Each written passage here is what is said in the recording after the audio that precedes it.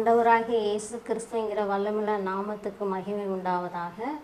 சகோதரர்களின் கால தியான வேளையிலே உங்களை சந்திப்பதில் நான் மிக்க மகிழ்ச்சி அடைகிறேன். கர்த்தரை துதியுங்கள், அவர் நல்லவர், அவர் கிருபை என்றும் உள்ளது. இன்றைக்கு நம்மளுடைய தியானத்துக்காக இயேசுவை நோக்கி பாருங்கள் என்ற தலைப்பில் நாம் சிந்திக்கலாம்.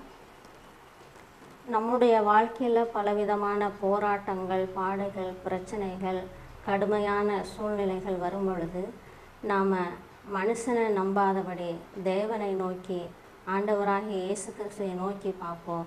அவர் மேலே விசுவாசம் வைக்க வேண்டும், அவரை முழுமையாக நம்ப வேண்டும். அவரை நம்ம பிடித்து கொண்டு நடக்கும் பொழுது அவர் நம்மளை கைவிட மாட்டார். 1 சாமுவேல் 17ஆம் அதிகாரம் 45வது வசனம்.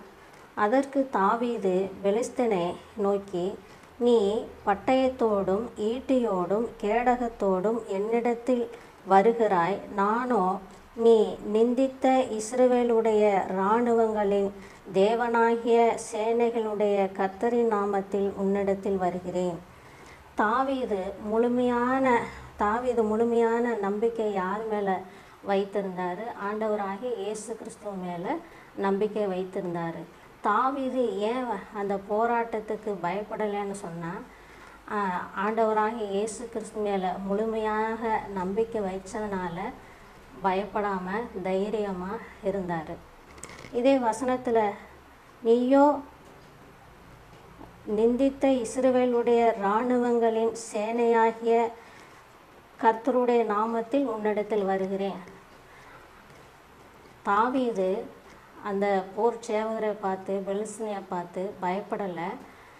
ஆனால் நான் இஸ்ரவேல் தேவனுடைய நாமத்தினால உன்னிடத்தில் வர்றேன்னு சொல்லி தைரியமாக நின்று அந்த கோலியாத்தை முறியடிக்க விசுவாசம் வைத்திருந்தார்.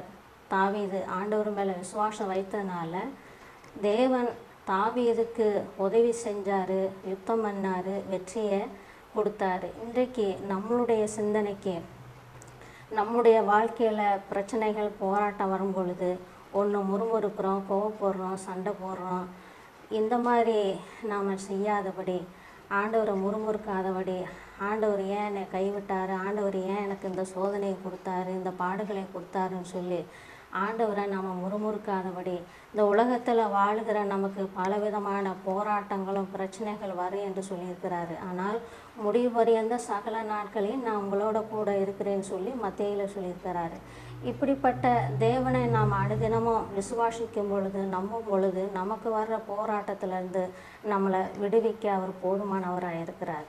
அது மாத்திரம் இல்லை, 2 நாளாகமம் 20ஆம் அதிகாரம் 15ஆம் வசனத்தில், சகல யூத கோத்திரத்தாரே, எருசலேமின் குடிகளே, ராஜாவாகிய யோசபத்தே கேளுங்கள். நீங்கள் அந்த ஏராளமான கூட்டத்துக்கு பயப்படாமலும் கலங்காமலும் இருங்கள் என்று கர்த்தர் உங்களுக்கு சொல்லுகிறார். இந்த யுத்தம் உங்களுடையதல்ல, இது தேவனுடையது.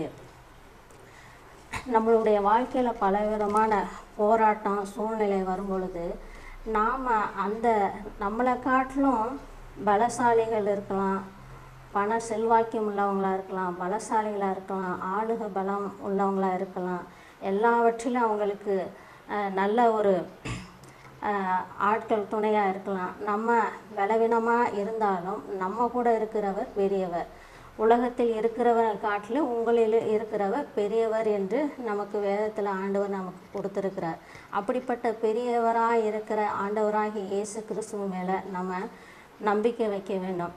அந்த மாதிரி போராட்டங்கள், பிரச்சனைகள் வரும் பொழுது அவங்கள நம்ம எதிர்த்து போராடக்கூடாது. ஆண்டவர் நமக்கு சொல்லியிருக்கிறார், யுத்தம் கர்த்தருடையது, நீங்கள் அமர்ந்திருங்கள், நான் உங்களுக்காக யுத்தம் பண்ணுவேன் அப்படின்னு சொல்லியிருக்கிறபடினால ஆண்டவர் வார்த்தைக்கு நாம் கீழ்ப்படிஞ்சு அவர்கிட்ட விடும் பொழுது அவர் நமக்காக செயல்படுவார், நமக்காக யுத்தம் பண்ணுவார், நமக்காக பகிர்ந்து பேசுவார், நமக்காக வழக்காடுவார், நமக்காக யுத்தம் பண்ணி நமக்கு ஜெயத்தை தரக்கூடிய தேவனாக இருக்கிறார்.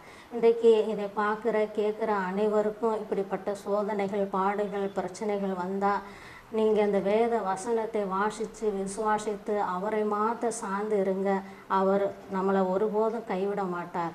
அப்படிப்பட்ட தேவனை நாம் விசுவாசிப்போம். தேவன் தாமே ஆசீர்வதிப்பாராக. தேவனுடைய நாமத்துக்கு மகிமை உண்டாவதாக. ஆமென்.